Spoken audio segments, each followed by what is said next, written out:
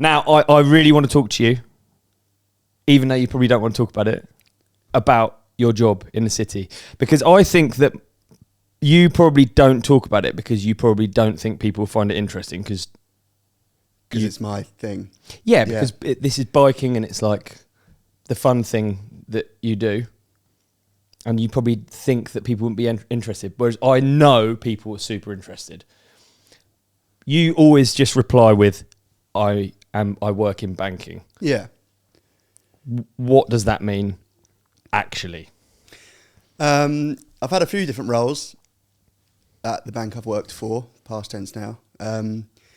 Some have been in risk, some have been in what you call like portfolio management. The last few years has been in lending to energy and infrastructure businesses or projects.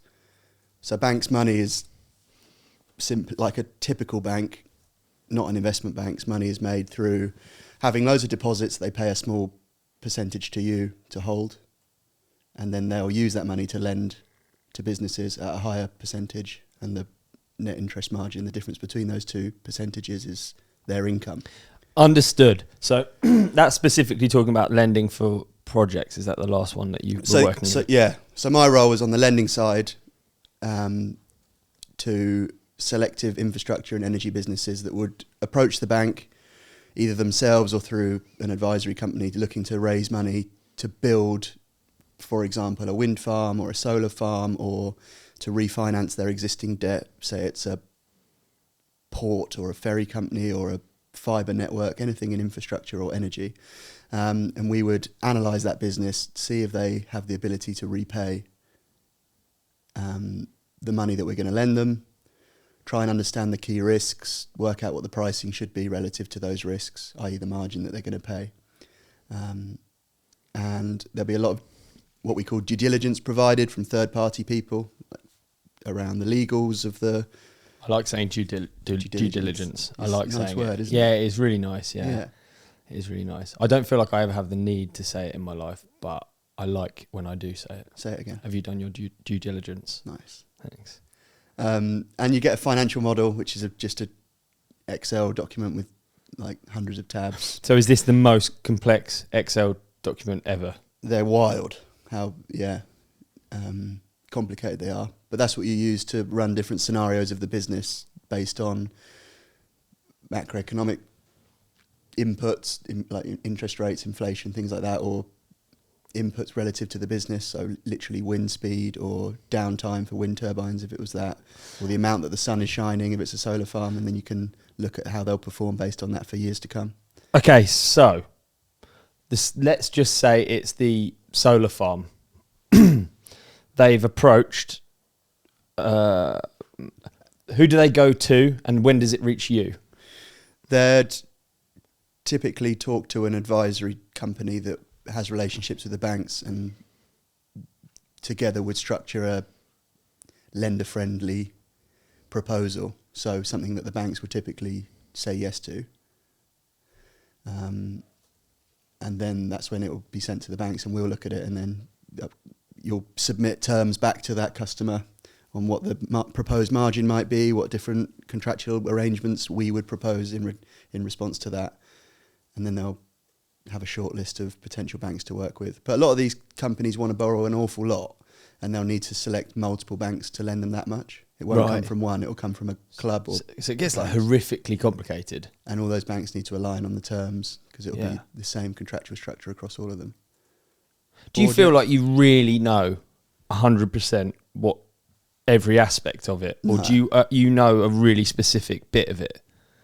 You get like, there's so many companies taking fees throughout the slice. Like there's lawyers helping to arrange the legal side, taking fees. There's people who are experts in solar panels telling the banks and customer that you're doing the right thing, you're selecting the right technology. They're taking fees, the banks want fees. It's like, but by the time you get to the end, there's so much knowledge has been pumped in at a price that everyone's sort of sharing that out. But do I know what I'm talking about? No, I haven't done it for that long. I'm doing something else, but I really enjoyed it. Learned loads, worked with some really, really clever people. So now just if you imagine you were talking to maybe I was going to say a child or a Labrador, A golden and you're retriever. explaining, golden retriever, yeah. So what does your actual day look like? Because this is what like, I always think when you speak to someone who's got a job that probably you're not going to understand, they have to give you this watered down version, and they have to talk in like broad terms and make it so you understand as much as you can. Yeah.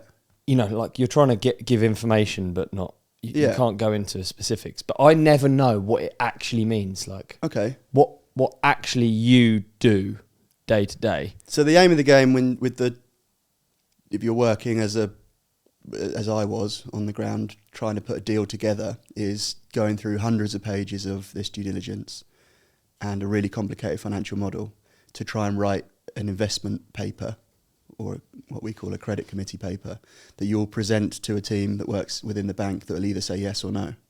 Okay. So you've got to take all of that masses of information, pull out the key parts, the key risks, present that in a concise way to try and get an approval. So there's still get quite the a money lot out of the room door. for like human error in it. There's quite a lot of room then, even if it goes through a team with you involved, there's still a lot of like things that could change or go wrong or like mess up or Yeah, but a strong proposal will try and cover for all of those risks, including the business risks that ultimately you're lending to. You'll look at multiple different scenarios to ensure that if the unthinkable happens in the world, then we're covered. yeah. But I Oh, don't mate, do that I find- anymore. Now I work for my brother. Yeah, With my brother. yeah. For my brother. That's very cool. That's very cool. Do you hate talking about? Did you enjoyed working in the city, didn't you? Yeah, loved Yeah. it. Really, just the people I worked with, I was really fortunate. They were all very patient, gave me a lot of support and taught me, you know. Yeah. I think that's really valuable, to not be left alone and to have people willing to answer questions, no matter where you work, whatever industry it is. That's super powerful. Similar to if you go riding with people more senior to you or better than you, if they're willing to explain how to hit a jump, suddenly you're weeks further along, aren't you, than working it out the hard way, getting injured, getting something wrong, trying again. Yeah, It's like any walk of life. Just having someone that's willing to take the time is so valuable. Yeah, And absolutely. I was fortunate to have that. So yeah. Oh, it's mega interesting. You work in numbers in risk, and then you work in mountain biking, also kind of in there's elements of risk that you're like weighing up, but it's quite different, isn't it? A hard line. Comparing the Hard- two. let's- Yeah, let's I hit- don't. I've thought about this and I've answered questions on it before, but Okay. Hey man, what an episode that was. You did amazing in it. And so did you. You shone like a star. You shone like a moon. Can we also put something up here that you can click on for the next episode? How about we put a subscribe up there in the middle? Yeah, love We're going to put a video we think that our lovely companionship will love Yeah. on your face. On my face. Yeah. So And they on can't see me now. Gone. And on my face, another video that we think people will love. And thank you for watching. Thank you for listening. Please hit like and subscribe. You guys are the best. Peace and love.